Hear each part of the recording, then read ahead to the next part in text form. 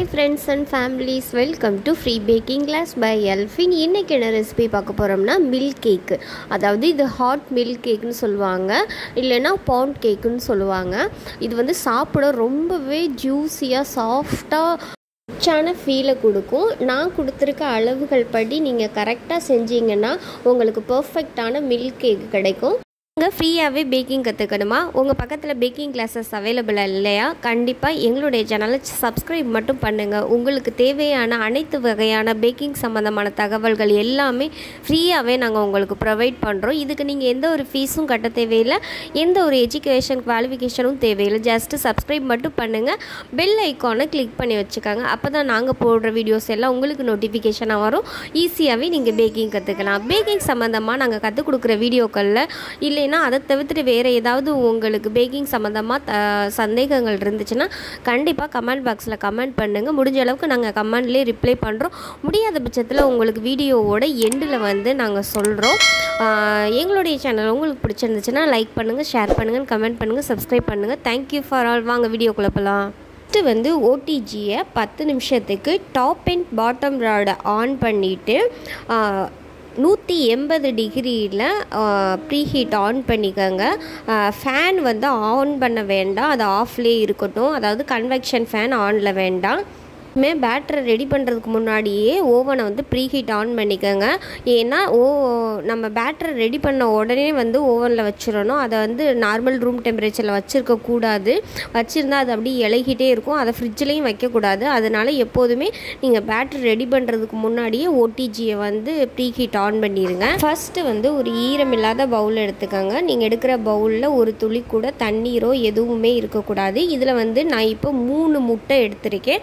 இந்த 3 முட்டையும் ரூம் டெம்பரேச்சரில் உள்ள முட்டை தான். ஃப்ரிட்ஜிலேருந்து எடுத்து யூஸ் பண்ணுறீங்கன்னா ஒரு 3 மணி நேரத்துக்கு முன்னாடியே ஃப்ரிட்ஜிலேருந்து எடுத்து வெளியில் வச்சு அந்த மாதிரி யூஸ் பண்ணுங்கள். அப்போ தான் கரெக்டாக வரும்.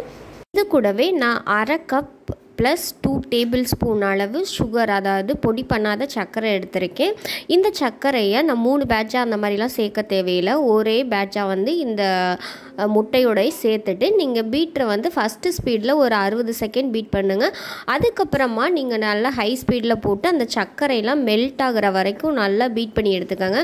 அதாவது அந்த மஞ்சள் கரு வந்து டார்க் எல்லோவாக இருக்கும். அந்த டார்க் எல்லோ போய் ஒரு லைட் எல்லோவாக வந்து நம்மளுக்கு கிடைக்கிற வரைக்கும் நல்லா பீட் பண்ணி எடுத்துக்கோங்க. சில நேரத்தில் எக்கு வந்து பொங்கி வந்துடும், ஆனால் சர்க்கரை கரையாமல் இருக்கும். அதனால சர்க்கரை கரையிற அளவுக்கு வந்து நீங்கள் பீட் பண்ணி எடுத்துக்கோங்க. இதுவே பொடி பண்ண சர்க்கரை எடுக்கலாமான்னு கேட்டிங்கன்னா, பொடி பண்ண சர்க்கரையை விட பொடி பண்ணாத சர்க்கரையை எக்கு கூட சேர்த்து நம்ம பீட் பண்ணும்போது தான் நல்ல ஃபோம் வந்து நல்ல ஒரு டெக்ஸ்சர் கிடைக்கும். ஆனால் இதுவே பொடி பண்ண சர்க்கரை நீங்கள் எடுத்துக்கிட்டிங்கன்னா அது உடனே கரைஞ்சிடும். ஆனால் வந்து எக்கு அந்த அளவுக்கு ஃபோமாக உங்களுக்கு கிடைக்காது. 1 டீஸ்பூன் அளவு மில்க் எசன்ஸ் எடுத்துக்கிறேன். மில்க் எசன்ஸ் இல்லைன்னா நீங்கள் 1 டீஸ்பூன் அளவு வெண்ணிலா எசன்ஸ் கூட எடுத்துக்கலாம். சர்க்கரை கரையிற வரைக்கும் நம்ம பீட் பண்ணுவோம். அப்போது நல்லா எக்கு வந்து ப்ளஃபியாக ஃபோம் வந்து கிடைக்கும். முடிஞ்ச அளவுக்கு பொடி பண்ணாத சர்க்கரையை எடுத்து யூஸ் பண்ணுங்கள். அப்போ தான் உங்களுக்கு பெட்டர் ரிசல்ட் கிடைக்கும். இந்த மாதிரி நல்லா பீட் பண்ணி முடித்த உடனே நான் 1/4 கப் அளவு, அதாவது 250 ml கப்பில் 1/4 கப் அளவு ஆயில் எடுத்திருக்கேன். அதாவது வாசனை இல்லாத ஆயில், கடலெண்ணெய், நல்லெண்ணெய், தேங்காய் எண்ணெய் அந்த மாதிரி எதுவும் யூஸ் பண்ணக்கூடாது. கோல்டு வின்னர் அல்லைன்னா வாசனை இல்லாத எண்ணெயை பயன்படுத்திக்கலாம். எண்ணெயை கொஞ்சம் கொஞ்சமாக சேர்த்து ஃபஸ்ட்டு ஸ்பீடில் நீங்கள் ஆன் பண்ணி மிக்ஸ் பண்ணி எடுத்துக்கோங்க. பீட்டரில் வந்து ஸ்பீடை வந்து இன்க்ரீஸ் பண்ணிடாதீங்க. ஃபஸ்ட்டு ஸ்பீட்லேயே மெயின்டைன் பண்ணுங்கள். மாதிரி மொத்த எண்ணெயும் ஒரே டைமில் ஊற்றி பீட் பண்ணிடாதீங்க. அப்போ வந்து எக்கு வந்து சுத்தமாக தண்ணி மாதிரி ஆகிடும். அதனால கொஞ்சம் கொஞ்சமாக தான் நம்ம ஊற்றி அதை வந்து பீட் பண்ணி எடுத்துக்கணும். இந்த மாதிரி நல்லா பீட் ஆனதுக்கப்புறம் அது மேலே ஒரு ஜல்லடை வச்சுட்டு அந்த ஜல்லடையில் நான் 250 ml கப்பில் 1 கப் ப்ளஸ் 1/4 கப் எடுத்திருக்கேன். அதாவது 160 கிராம் அளவு மாவு எடுத்திருக்கேன். 1 கப் முழுசாக எடுத்துகிட்டு அதுக்கப்புறம் 1/4 கப் எடுத்திருக்கேன். அது கூடவே 1 டீஸ்பூன் அளவு பேக்கிங் பவுடர் ப்ளஸ் 1/4 டீஸ்பூன், அதாவது 1/4 டீஸ்பூன் அளவு பேக்கிங் பவுடர் எடுத்திருக்கேன். அது கூடவே 1/4 டீஸ்பூன் அளவு உப்பு எடுத்திருக்கேன். இது எல்லாத்தையும் ஒன்றா சேர்த்துட்டு நான் மொத்த பேட்டரையும் வந்து சலித்து டைரெக்டாக அந்த மாவுலே போட்டுட்டு ஒரு ஸ்பேச்சுலா வச்சு ஜென்ரலாக மிக்ஸ் பண்ணி எடுத்துக்கோங்க. ரொம்ப போட்டு கிண்டிட வேண்டாம், ஜஸ்ட்டு மிக்ஸ் பண்ணி எடுத்துக்கோங்க. இந்த மாதிரி ஒரு டெக்ஸ்சரில் இருக்கும். நெக்ஸ்ட்டு பார்த்திங்கன்னா இந்த பால் அதாவது பாலை காய வச்சுருக்கேன். காய வச்சு கொதிச்சதுக்கப்புறம் ஸ்டவ்வை ஆஃப் பண்ணிவிட்டு அந்த பாலை வந்து எடுத்திருக்கேன். அதாவது 150 ml 150 ml வந்து எடுத்திருக்கேன். இந்த பால் சூடாக இருக்கும் போதே அதில் 60 கிராம் அளவு அன்சால்டட் பட்டர் எடுத்திருக்கேன். அதாவது ரூம் டெம்பரேச்சரில் உள்ள பட்டர், சால்ட்டு சேர்க்காத பட்டர். இந்த பட்டரை இந்த சூடான பாலில் மிக்ஸ் பண்ணிகிட்டே இருக்கும்போது அந்த சூட்டுலேயே அந்த பட்டர் ஃபுல்லாக மெல்ட் ஆகிரும். மெல்ட் ஆகி பாலும் வெண்ணெயும் ஒன்றா சேர்ந்து இருக்கும். இப்போ ரூம் டெம்பரேச்சரில் இருக்க பட்டர் தான் நீங்கள் யூஸ் பண்ணணும். ஃப்ரிட்ஜில் இருந்து யூஸ் பண்ணுறீங்கன்னா ஒரு 3 மணி நேரத்துக்கு முன்னாடி ஃப்ரிட்ஜிலேருந்து வெளியில் எடுத்து அது சாஃப்டாக வந்ததுக்கப்புறம் யூஸ் பண்ணுங்கள். இந்த சூட்டிலே நல்லா மெல்ட் பண்ணதுக்கப்புறம் கை பொறுக்கிற அளவு சூடு வரணும் நம்மளுக்கு. அதாவது மிதமான சூடுன்னு சொல்லுவோம்ல, நம்ம விரலில் வச்சா உள்ளே டக்குன்னு எடுத்தால் சுட்டுரும், அந்த அளவுக்கு இருக்கக்கூடாது. நம்ம விரலை உள்ளே வச்சாலும் நம்மளுக்கு லைட்டாக வெதுப்பாக இருக்கும்ல, அந்த சூடில் இருக்கணும். அந்த சூடு வர்ற வரைக்கும் லைட்டாக ஆற விடுங்க. ஆறுனதுக்கப்புறமா நம்ம ரெடி பண்ணி வச்சுருக்க பேட்டர் இருக்குல்ல, அந்த பேட்டரில் வந்து கொஞ்சம் கொஞ்சமாக இந்த பாலை வந்து சேர்த்து பீட்டரை ஆன் பண்ணி ஃபஸ்ட்டு ஸ்பீட்லேயே மிக்ஸ் பண்ணி எடுங்க. வந்து இன்க்ரீஸ் பண்ணிடாதீங்க. ஒருவேளை உங்களுக்கு பீட்டரில் மிக்ஸ் பண்ணுறது கரெக்டாக வரலைன்னா நீங்கள் ஒரு விஸ்கு வச்சு கூட இந்த பட்டரையும் மில்கையும் சேர்த்துருக்கோம்ல, அதை வந்து கொஞ்சம் கொஞ்சமாக சேர்த்து நீங்கள் கலந்து எடுத்துக்கோங்க. இப்போ வந்து நான் இந்த ப்ரெட்டு மோல்டு இருக்குல்ல, அதை எடுத்துக்கிறேன். இது வந்து பவுன் கேக் செய்கிறதுக்கெல்லாம் யூஸ் பண்ணுவாங்க. மேக்ஸிமம் ப்ரெட் செய்கிறதுக்கு யூஸ் பண்ணுவாங்க. இதில் வந்து நான் வந்து பட்டர் ஷீட்டில் நடுவில் மட்டும் போட்டுக்கிறேன். ஏன்னா இது வந்து ஒட்டாமல் தான் வரும். இதில் வந்து இந்த நம்ம ரெடி பண்ணி வச்சுருக்க பேட்டரை உள்ளே சேர்த்துட்டு இந்த மாதிரி தண்ணியாக தான் இருக்கும், அதனால் பயப்படலாம் வேணாம். இந்த கேக் வந்து இதோட டெக்ஸ்சரே இப்படி தான் இருக்கும். தண்ணியாக ஆயிடுச்சு அப்படின்லாம் நினைக்க வேணாம். இது நார்மல் கேக் மாதிரி இருக்காது, இது வந்து சாஃப்டாக இருக்கும். இந்த கேக் பேட்டரை ரெடி பண்ணதுக்கப்புறம் நல்லா டேப் பண்ணி எடுத்துக்கோங்க. எடுத்துட்டு ஓடிஜி உள்ள நடுவில் சென்டரில் வந்து அந்த ரேக்கை வச்சுருங்க. வச்சுட்டு கரெக்டாக 35லேருந்து 40 நிமிஷம் ஆகும். நீங்கள் 40 நிமிஷம் வரைக்கும் வச்சுக்கோங்க. 35 நிமிஷத்தில் செக் பண்ணி பாருங்கள். வெந்துருச்சுன்னா ஓகே, வேகலைன்னா இன்னும் ஒரு 5 நிமிஷம், அதாவது 40 நிமிஷம் வேக வச்சு எடுத்துக்கோங்க. டாப் அண்ட் பாட்டம் ராடை ஆன் பண்ணிக்கோங்க. கன்வெக்ஷன் ஃபேன் ஆன் பண்ண வேண்டாம். 180 டிகிரியில் 35லேருந்து 40 நிமிஷம் வேக வச்சு எடுத்துக்கோங்க. இப்போ 40 நிமிஷத்துக்கு அப்புறம் எனக்கு கரெக்டாக 35 நிமிஷத்துக்கு அப்புறம் நான் ஒரு டூத் பிக் வச்சு பார்த்தேன், எனக்கு வந்து வேகலை. கரெக்டாக 40 நிமிஷம் ஆணுச்சு. 40 நிமிஷம் கழித்து நான் இதை வந்து வெளியில் எடுத்து வச்சு ஆற வச்சுட்டேன். என்னடா இந்த கேக் வந்து விறுவிறுவாக வெடிச்சு வந்திருக்கேன் அப்படின்னு யோசிக்க வேண்டாம். இந்த கேக்கோட டெக்ஸ்சரே இப்படி தான் இருக்கும். இது நீங்கள் பண்ணாலும் இந்த டெக்ஸ்சரில் தான் வரும். அப்படி வந்தால் தான் உங்களுக்கு பர்ஃபெக்டான மில்க் கேக்குன்னு அர்த்தம். இந்த மாதிரி நீங்கள் நல்லா டீமோல்ட் பண்ணும்போதே பாருங்கள், எனக்கு எந்த சைடும் ஒட்டவே இல்லை. நான் அடியில் இத்தனைக்கும் நான் ஒரு நைஃப் வச்சு கூட அதை க்ளீன் பண்ணல, சும்மா எடுக்கும்போதே அது வந்துருச்சு. இப்போ வந்து நான் ஒரு நைஃப் வச்சு இந்த கேக்கை கட் பண்ணி காமிக்கிறேன். இந்த கேக்கை நீங்கள் ட்ரை பண்ணி பாருங்கள், எந்த விதத்துலையும் ஃபெயிலே ஆகாது, அந்த அளவுக்கு பர்ஃபெக்டாக வரும். ஆனால் நிறைய பேர் நினைக்கிறது மில்க் கேக்குனா மில்க் எசன்ஸ் சேர்த்துட்டா மில்க் கேக் அப்படின்னா, ஆனால் ஒரிஜினல் ரெசிபி இதுதான். நீங்கள் வீட்டில் ட்ரை பண்ணி பார்த்துட்டு எனக்கு சொல்லுங்கள். இந்த கேக் வந்து சாப்பிடவுமே எப்படி சொல்கிறது, அந்த பாலாடை கட்டியெல்லாம் கடித்தா ஒரு ஃபீல் வரும்னு சொல்லுவாங்களா, அந்த மாதிரி டெக்ஸ்சரில் இருக்கும். பார்க்கவும் நல்லா மாய்ஸ்டாக அண்ட் சூப்பர் சாஃப்டாக இருக்கும். நீங்கள் ட்ரை பண்ணி பார்த்துட்டு எனக்கு ஃபீட்பேக் சொல்லுங்கள். பார்த்தீங்கன்னா சப்ஸ்கிரைபர்ஸை வந்து நிறைய பேர் கேள்விகள் கேட்டிருந்தாங்க. அவங்களுக்கு வந்து கமெண்ட் பாக்ஸில் வந்து அது பெரிய பதில்னால என்னால் சொல்ல முடியல, அவங்களுக்கு இப்போ பதில் சொல்கிறேன். நானும் ட்ரோபோலைட் விப்பிங் க்ரீம் தான் யூஸ் பண்ணுறேன். நீங்கள் சொன்ன மாதிரி பீட் பண்ணிட்டேன். க்ரீமில் சுகர் எதுவும் போதும்னு, அவங்களுக்கு சுகர் போதும்னு ஆட் பண்ணல. என்னோட க்ரீம் கொஞ்சம் நேரத்தில் மெல்ட் ஆக ஸ்டார்ட் ஆகுது. உங்களோடது மாதிரி ஸ்டிப்பாக ரொம்ப நேரம் வர மாட்டேங்குது. நாசிலில் டிசைன் பண்ண மெல்ட் ஆக ஸ்டார்ட் ஆகி டிசைனே வரல, ஸ்டிப்பாக அதாவது ஸ்டிப்பிக்காக வரல அப்படிங்கிறாங்க.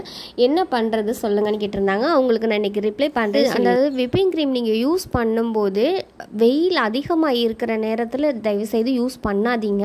நீங்கள் வெயில் அதிகமாக இருக்கிற டைமில் அந்த ரூம் டெம்பரேச்சரே வந்து அனல் மாதிரி இருக்கும். அந்த அனல் காற்றுலேயே க்ரீம் வந்து மெல்ட் ஆக ஆரம்பிச்சிடும். First point.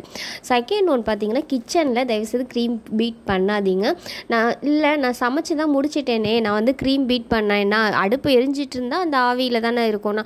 ஆனால் நீங்கள் கிச்சனில் நார்மலாகவே மற்ற ரூம்லலாம் இருக்கிறத விட கிச்சனில் வந்து அனல் கொஞ்சம் அதிகமாக தான் இருக்கும். நீங்கள் என்ன தான் அவசரம்னு சொல்லிட்டு கிச்சனில் பீட் பண்ணாலும் உங்களுக்கு ஸ்டிப் பீக்காக வரவே வராது. நெக்ஸ்ட்டு பார்த்தீங்கன்னா சாப்பாடுலாம் சமைச்சு வச்சுருக்கதோ அல்லது சூடான பாத்திரங்களோ ஏதாவது அந்த விப்பிங் க்ரீம் பீட் பண்ணுற இடத்துல வைக்காதீங்க. அந்த ரூம் நார்மல் டெம்பரேச்சரில் இருந்தாலே ஓகே. இல்லை உங்கள்கிட்ட ஏசி ரூம் இருந்தால் அந்த ரூமில் வச்சு பண்ணிங்கன்னா சுத்தமாக உங்களுக்கு க்ரீம் வந்து மெல்ட் ஆகாது. நார்மல் எப்படி பீட் பண்ணுறீங்களோ கடைசி வரைக்கும் அப்படியே இருக்கும். கடைசி வரைக்கும் உங்களுக்கு க்ரீம் வந்து மெல்ட் ஆகாமல் இருக்கணும்னா க்ரீமை வந்து ஒரு பவுலில் நீங்கள் பீட் பண்ணி வச்சுருப்பீங்க. அதுக்கு வந்து இன்னொரு பவுல், அதாவது அந்த பவுலை விட பெரிய பவுலாக ஒரு பவுலை எடுத்துகிட்டு அந்த பவுலில் வந்து ஐஸ் கட்டியை போட்டுருங்க. ஐஸ் கட்டிகள் ஐஸ் தண்ணியோடு சேர்த்து ஐஸ் கட்டியை வச்சுட்டு அது மேலே இந்த விப்பிங் க்ரீம் பீட் பண்ண பாத்திரத்தை நீங்கள் உள்ளே வைங்க. அப்படி வச்சிங்கன்னா அந்த சில்னஸ் வந்து அந்த விப்பிங் க்ரீம் பாத்திரத்தில் பட்டுட்டே இருக்கும். அதாவது அந்த விப்பிங் க்ரீம் பாத்திரமும் ஜில்லுன்னே இருக்கும். அப்போ அந்த டெம்பரேச்சர் நார்மல் டெம்பரேச்சரில் வந்து அந்த விப்பிங் க்ரீம் வந்து மெல்ட் ஆகாமல் இருக்கும். இல்லை பெரிய பவுலாக என்கிட்ட இல்லை அப்படின்னா ஒரு சாப்பிட்ற பிளேட்டு, நார்மல் பிளேட் இருக்குல்ல, அதில் கூட நீங்கள் ஐஸ் கட்டியை வந்து போட்டுட்டு அது மேலே வந்து அந்த விப்பிங் க்ரீம் பீட் பண்ணி வச்சுருக்க பாத்திரத்தை வச்சிங்கன்னா நீங்கள் ஒரு அரை மணி நேரம் இல்லைன்னா 3/4 மணி நேரம் வரைக்கும் நீங்கள் ஒரு கேக் வந்து ஃப்ராஸ்டிங் பண்ணுறீங்கன்னா அது வரைக்கும் மெல்ட் ஆகாமல் இருக்கும். அந்த ஐஸ் கட்டியெல்லாம் உருகி சுத்தமாக தண்ணியாகி அந்த தண்ணி வந்து நார்மல் டெம்பரேச்சருக்கு வர்ற வரைக்கும் அந்த க்ரீம் நல்லாயிருக்கும். அப்படி நீங்கள் ட்ரை பண்ணி பாருங்கள். கண்டிப்பாக உங்களுக்கு க்ரீம் வந்து மெல்ட் ஆகாது. இன்னொரு விஷயம் என்னென்னா, நீங்கள் வந்து லைட்டாக எனக்கு சுகர் போதும் அப்படின்னு நினைக்கிறீங்க. ஆனால் லைட்டாக நீங்கள் வந்து ஐசிங் சுகர் யூஸ் பண்ணி பாருங்கள். ஐசிங் சுகரில் லைட்டாக நம்ம கார்ன்ஃப்ளவர் மாவு வந்து ஆட் ஆகிருக்கும். வெறும் சுகரை சேர்க்குறத விட அந்த ஐசிங் சுகரை யூஸ் பண்ணிங்கன்னா உங்களுக்கு பெட்டர் ரிசல்ட்டு கிடைக்கும். ட்ரை பண்ணி பார்த்துட்டு கமெண்ட் பாக்ஸில் சொல்லுங்கள். வேறு ஏதாவது தகவல் தேவைப்படுச்சுன்னா கண்டிப்பாக கமெண்ட் பாக்ஸில் எனக்கு கமெண்ட் பண்ணுங்கள். நான் உங்களுக்கு முடிஞ்ச அளவுக்கு ரிப்ளை பண்ணுறேன். நெக்ஸ்ட் வந்து ஒரு சப்ஸ்கிரைபர் கேட்டிருந்தாங்க, சிஸ்டர் 1/2 kg ஃப்ளார் எவ்வளோ அண்ட் 1 kg கேக் ஃப்ளார் எவ்வளோ, மெஷர்மெண்ட்ஸ் வீடியோ போடுங்க சிஸ் ஃபார் பிகைனர்ஸ் அப்படின்னு சொல்லியிருக்காங்க.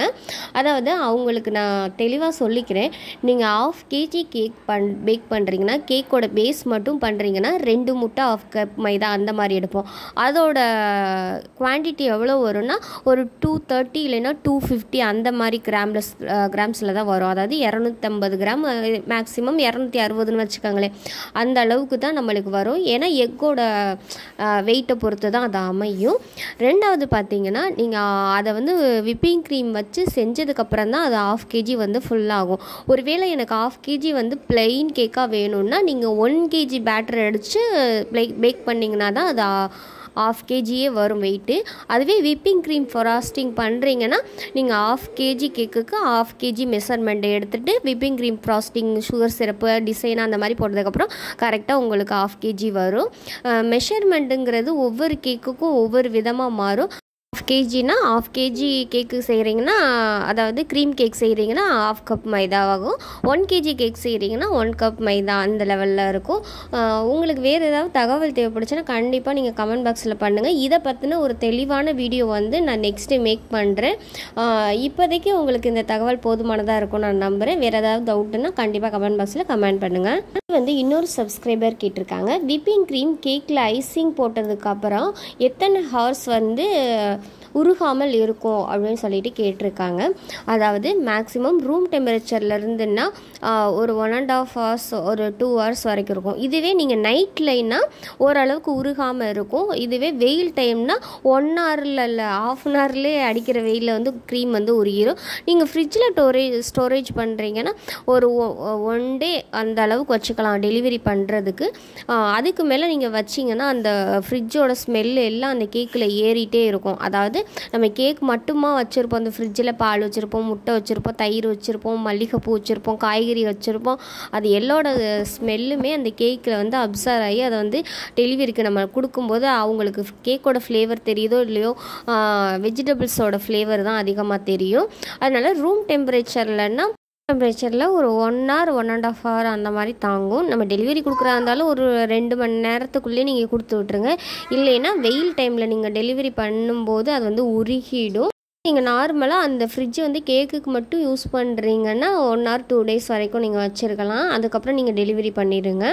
இல்லை உங்களுக்கு போதுமானதாக இருக்கும்னு நான் நம்புகிறேன். இல்லை இதையும் தாண்டி வேறு ஏதாவது தகவல் தேவைப்படுச்சுன்னா கண்டிப்பாக கமெண்ட் பாக்ஸில் கமெண்ட் பண்ணுங்கள், நான் உங்களுக்கு ரிப்ளை பண்ணுறேன் சிஸ்டர். சேனல் உங்களுக்கு பிடிச்சிருந்துச்சுன்னா லைக் பண்ணுங்கள், ஷேர் பண்ணுங்கள், கமெண்ட் பண்ணுங்கள், சப்ஸ்கிரைப் பண்ணுங்கள். உங்களை வந்து ஒரு பெஸ்ட்டு ஹோம் பேக்கராக்க வேண்டியது எங்களோட கடமை. பேக்கிங் பற்றின A to Z என்ன டவுட்டாக இருந்தாலும் நீங்கள் எப்போ வேணாலும் எங்களுடைய சேனலில் வந்து கமெண்ட் பண்ணலாம். உங்களுக்கு நாங்கள் ஃப்ரீயாகவே சொல்லித்தரதில் ரொம்பவே சந்தோஷமாக இருக்கும். நீங்கள் ஃப்ரீயாகவே பேக்கிங் கற்றுக்க எங்களால் முடிஞ்ச அளவுக்கு நாங்கள் வந்து உங்களுக்கு ஹெல்ப் பண்ணுறோம். Thank you for all.